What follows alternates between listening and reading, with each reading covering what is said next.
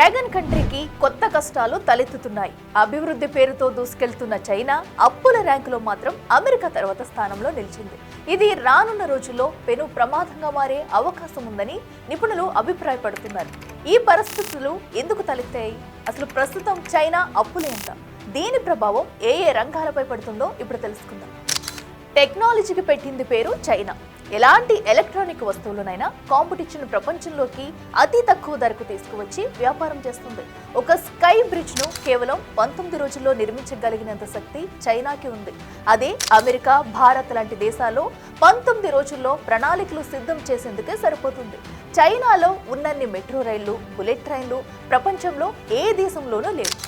అత్యంత శక్తివంతమైన టెక్నాలజీతో వీటిని తయారు చేయగల సామర్థ్యం కలిగిన దేశంగా మంచి గుర్తింపు పొందింది. అయితే అలాంటి చైనా రానున్న రోజుల్లో గడ్డు పరిస్థితులను ఎదుర్కోక తప్పదనే వార్తలు వినిపిస్తున్నాయి. దీనికి కారణం ఆ దేశ జీడీపీలో చైనా రుణభారం 300% చేరినట్లు కొన్ని గణాంకాలు చెబుతున్నాయి. 2024 లెక్కల ప్రకారం చైనా జీడీపీ $18.74 లక్షల కోట్ల, అమెరికా జీడీపీ $29.18 లక్షల కోట్ల. అమెరికాతో జీడీపీలో పోటీ పడుతూ ముందుకు సాగుతున్న చైనాకు అనేక ఇబ్బందులు తలెత్తుతున్నాయి. అయితే ఈ జీడీపీ లెక్కలు నాణానికి ఒకవైపు మాత్రమే.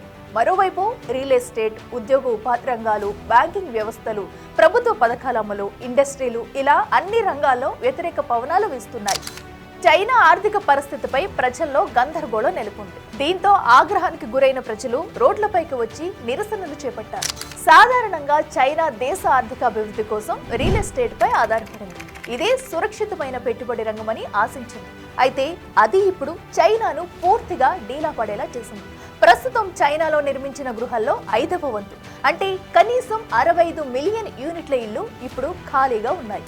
ఇక్కడున్న మొత్తం ఖాళీ ఇల్లు ఫ్రాన్స్ దేశంలోని జనాభా మొత్తానికి సరిపోతాయంటేనే పరిస్థితి ఎంత దారుణంగా ఉందో అర్థమవుతుంది.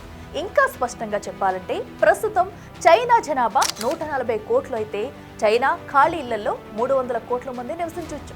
చైనాలోని 50కి పైగా నగరాల్లో ఇలాంటి పరిస్థితులే నెలకొంది. అందుకే వీటిని గోస్ట్ సిటీస్ గా చెబుతున్నారు నిపుణులు. చైనా తన పట్టణీకరణ రేటును చాలా ఎక్కువగా అంచనా వేసింది. ఎంతమంది ప్రజలు గ్రామీణ ప్రాంతాల నుండి పట్టణాలకు వెళ్లాలనుకుంటున్నారు అన్న దానిపై దృష్టి పెట్టకుండానే ప్రణాళికలు రూపొందించింది.